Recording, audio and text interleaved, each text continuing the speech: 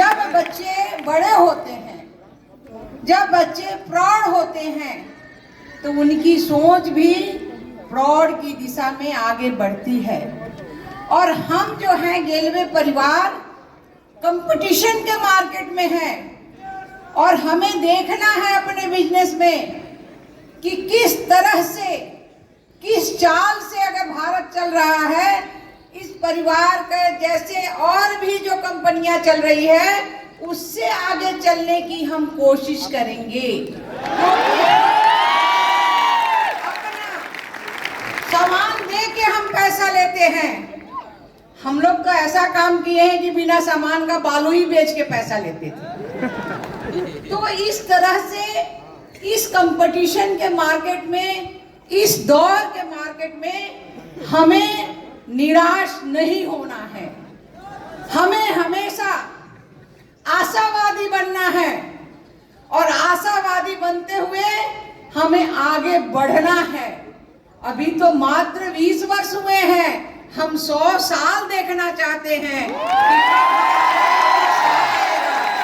हमारी आने वाली पीढ़ी जो है वो चलाएगी और वो देखेगी कि गेलवे जो है एक अच्छा प्रोडक्ट कंपनी है, एक अच्छा परिवार है। क्योंकि हम इसमें किसी को किसी तरह का नहीं, एक परिवार मानते हैं। और परिवार जो होता है वो कुटुंब परिवार होता है। और कुटुंब परिवार में जब हम साथ चलते हैं तो कभी गिरते हैं, कभी उठते हैं, कभी चलते हैं। तो चलते चलते हमने सीखा है। हमने निराश होने के लिए नहीं सीखा, हमने हमेशा आशावादी बन के चलते हैं और उस मंजिल को छूते हैं। क्योंकि हम उस संस्कृति के, उस समाज से आते हैं, जिस देश से मैं आते हैं, उस देश की संस्कृति क्या है कि हमारी संस्कृति है कि कितने बार भी हम थकेंगे लेकिन अंत में हम जीत पाते हैं। और उसका सीधे उदाहरण है कि हमने हमेशा सोना की चिड़िया कहलाने वाले, अपनी सभ्यता की रक्षा करने वाले लोग आज राम मंदिर के लिए कितनी लड़ाई लड़े, लेकिन लड़ते लड़ते आज राम मंदिर हम वहीं बनाए जहां रामलला का जन्म हुआ। वो संकल्प होता है और अगर हमने मन में संकल्प को ठान लिया तो हम बहुत ही आगे जाते हैं। इसलिए इस कंपटीशन के जमाने में, इस मॉडर्न के जमाने में हमें भी मॉडलाइज बनना पड़ेगा।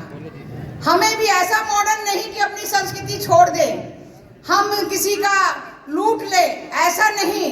हमें हमेशा ईमानदारी के साथ, अपनी देश की रक्षा के साथ, अपनी समाज के सुरक्षा के साथ, अपने परिवार को कुटुंब मानते हुए जो बच्चे हमारे साथ आते हैं उनके साथ मिल के हम आगे बढ़े।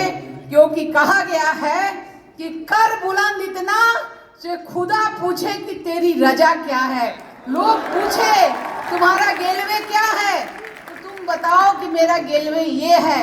और जिस दिशा में, अगर हवा जो दिशा में जाती है उस दिशा में भी हमें जाने की आवश्यकता है।